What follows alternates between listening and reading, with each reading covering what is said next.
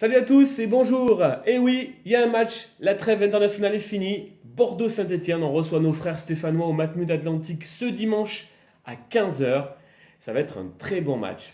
Qu'ont-ils fait les Stéphanois la saison dernière? Très belle saison pour eux avec Jean-Louis Gasset aux commandes. Ils sont arrivés 4e qualification pour l'Europa League, 66 points, 19 victoires, 9 matchs nuls et 10 défaites, 59 buts marqués, 41 encaissés. Leur meilleur buteur, on le connaît bien, c'était Wabi Kazri, le Tunisien, auteur de 13 buts. Le mercato d'été, qu'est-ce qui s'est passé du côté de chez eux? Les arrivées notamment, on en connaît. Sergi Palencia, qui était l'année dernière chez nous, pas conservé par le club, a signé finalement du côté de la Saint-Etienne pour 2 millions d'euros.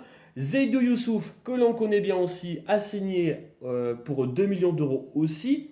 Denis Bouanga, qui était à Nîmes, lui, le Gabonais, aux 11 sélections, a signé pour 4,5 millions. Riyad Boudbouz, on en parlait aussi chez nous, il a signé finalement à Saint-Etienne pour 3,5 millions en provenance du Betis Séville.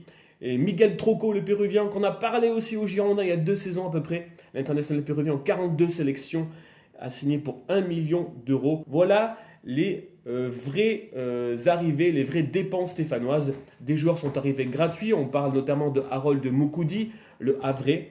Jean-Eudes Aoulou, l'Ivoirien, prêté par Monaco. C'est un très bon joueur. Et enfin, l'expérimenté Yohan Cabaye, international français, à 33 ans, était libre. 48 sélections en équipe de France. Il est arrivé dans le Forez. Du côté des départs, on connaît un très bon joueur qui s'appelle William Saliba, qui a 18 ans.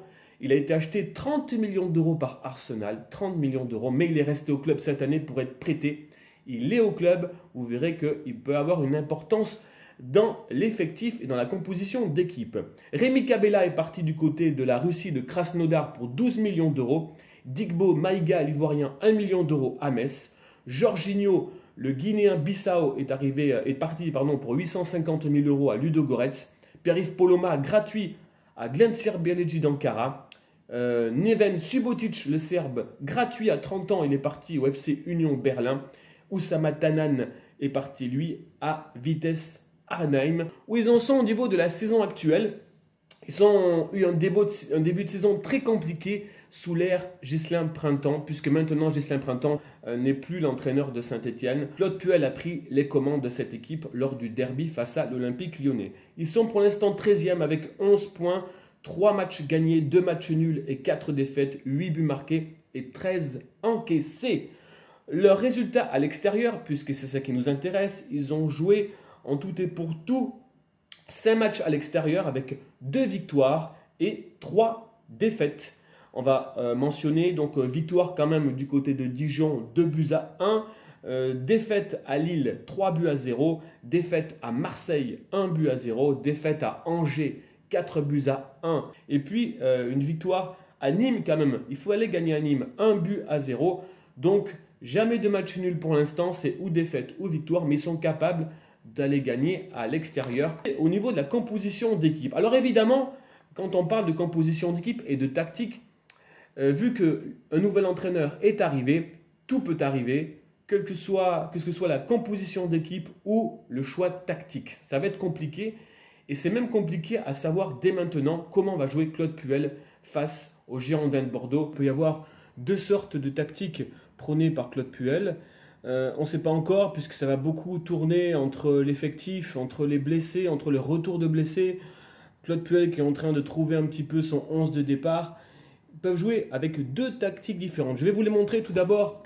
Un 4-2-3-1 avec dans les buts Ruffier. J'ai mis Ruffier qui revient de blessure, qui sera sans doute capitaine.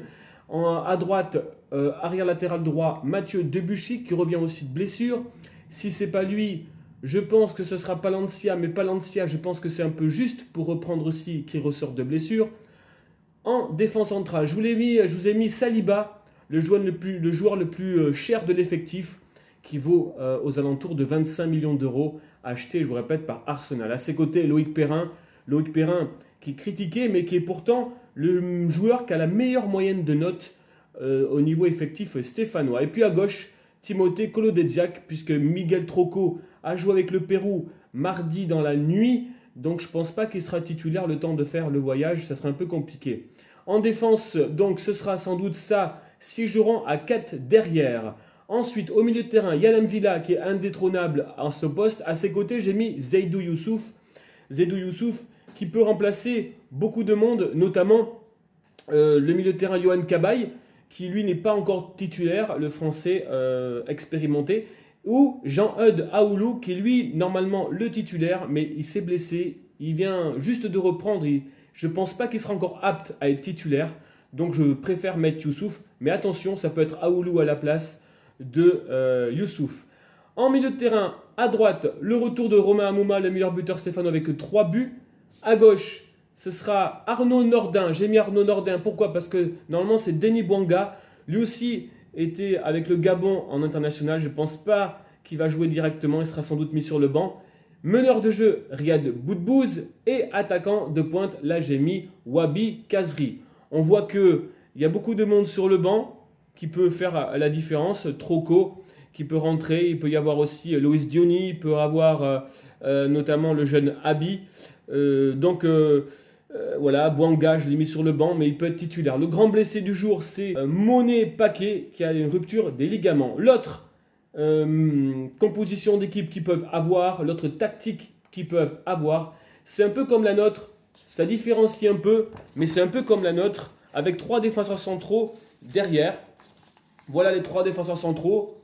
Donc Ruffier toujours dans les buts, qui revient de blessure d'une fracture du doigt. Je l'ai mis titulaire parce qu'il s'est entraîné.